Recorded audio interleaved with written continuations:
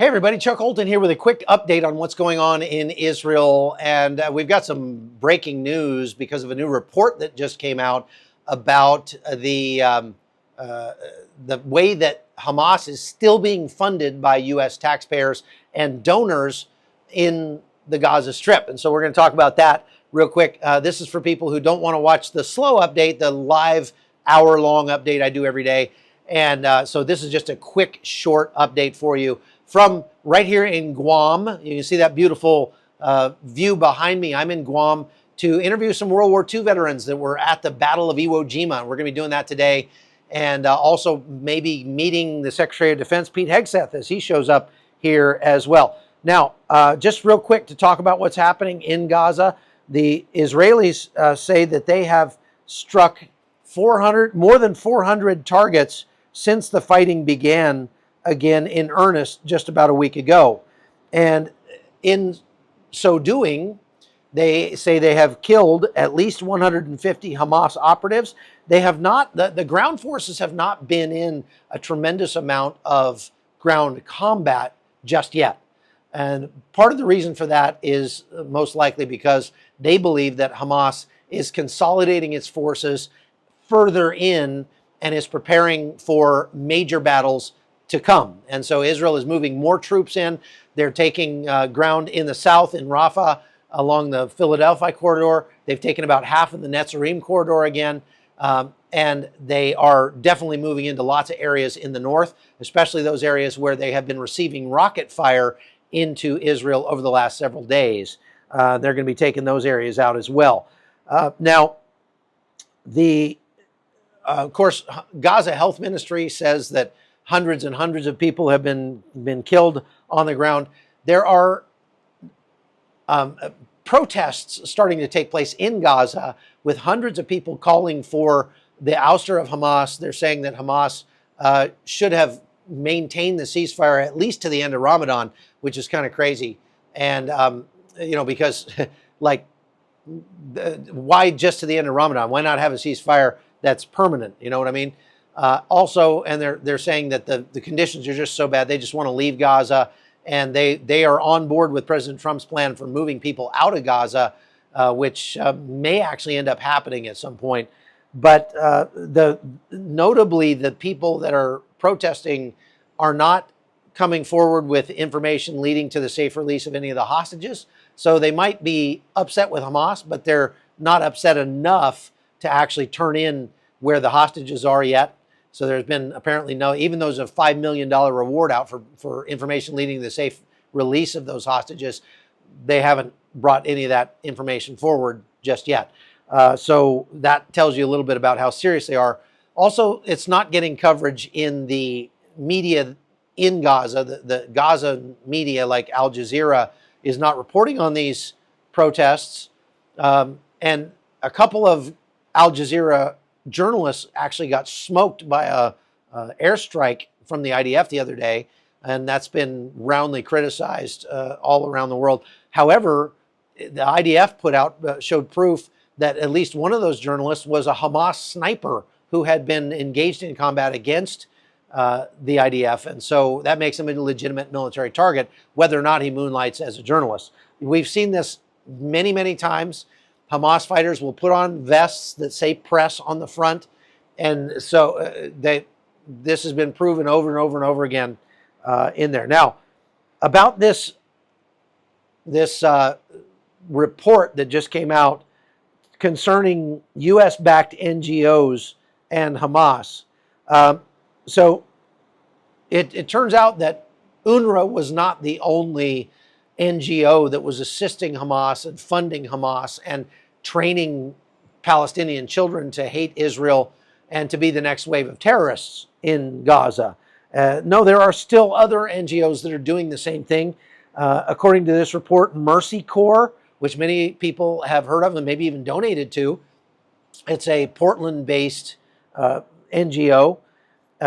They got a $50 million grant from the U.S. government, from USAID, last year to give to Gaza. And they give that in the form of cash payments in some cases to people that they believe are needy inside Gaza. The problem is those cash payments get then confiscated by Hamas and used to fund their war. Look at that. There's two birds going by. Those are the first birds I've seen in Guam because all the birds got eaten by a tree snake that was non-native that was brought in here. So that's pretty cool. That's the first three birds I've seen on this island actually flying around.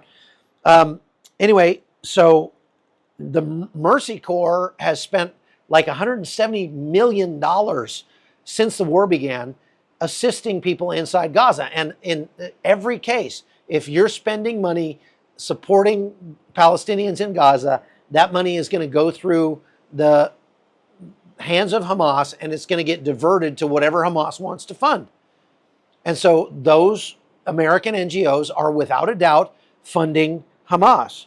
Now there's another one called the American Near East Refugee Aid, or ANERA, which has collaborated with the Hamas-controlled Ministry of Social Development to distribute aid. And of course, they're not making direct payments to Hamas. They're just facilitating the entry of like 1,600 trucks worth of aid. That aid then gets confiscated by Hamas, sold to the Palestinian people, and the money they raise goes to buy weapons and other contraband and try to get it in there to help them in their fight against Israel.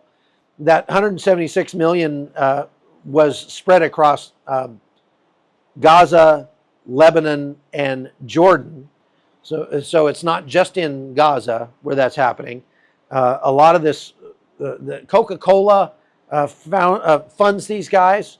They gave them $200,000. They got millions in grants from USAID. The Rockefeller Brothers Fund, the Ford Foundation, Bill and Melinda Gates Foundation, Pfizer, Citi Foundation, Google, BlackRock, companies like this, which are funding the war against Israel. And I don't think it's hyperbole to say that. They are putting out anti-Israel messaging in the process. Many of these companies have made principled stands in support of the Palestinian people in this. And I would just say that, look, if you actually support the Palestinian people, then you would want them to be free from the jackbooted heel of Hamas.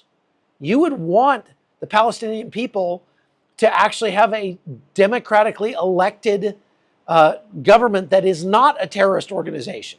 You would want the people of Gaza to have a much improved life by educating their children to stop hating Israel. But if you're funding organizations that are giving money or even filtering it through the hands of Hamas, then you are 100% supporting the war against Israel, and you are anti-Israel, anti-Semitic, pro-Hamas. There's just no two ways about that.